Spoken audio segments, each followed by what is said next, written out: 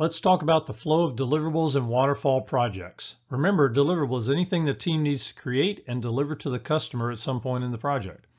The first step is to collect requirements, and what we're looking for is all the requirements we need to meet the charter objectives.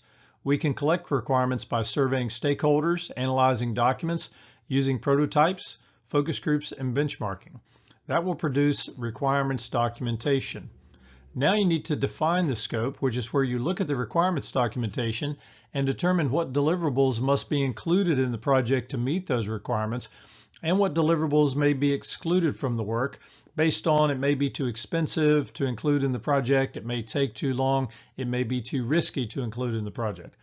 Defining the scope also involves identifying the different alternatives to meeting a requirement and choosing the best one. This will produce a document called the scope statement. Once you have the scope statement, you want to take the deliverables that are on the scope statement and subdivide them into smaller, more manageable work packages on a document called the work breakdown structure. This can then be used to assign work to the team members and track completion of the work, and that results in a document called the scope baseline. Once you have the scope baseline, you're ready to manage the work on the project. You do this by directing the team to execute the activities needed to create all the deliverables. And while they're doing the work, you need to control the scope of the work to make sure the team stays on track and is only working on items identified in the work breakdown structure. This will produce the actual deliverables that are going to be given to the customer. While the work is going on, you also need to control the quality.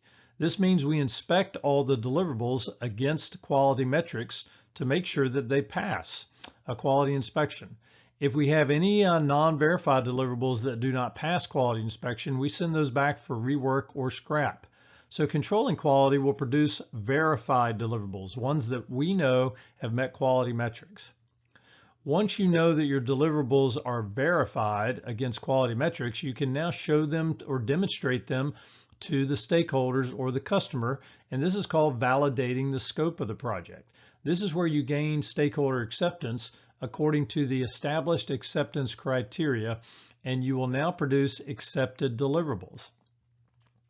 Once all the deliverables on the project have been accepted by the appropriate stakeholder or the customer, it's time to transition ownership of all those accepted deliverables to the stakeholders or operations, or you could just say the customer. For example, if you built a house as a construction company, you're not going to live in the house. You would need to transition ownership of that house and hand over the keys to the rightful owner. And now you can close out the project with that final transitioned end item.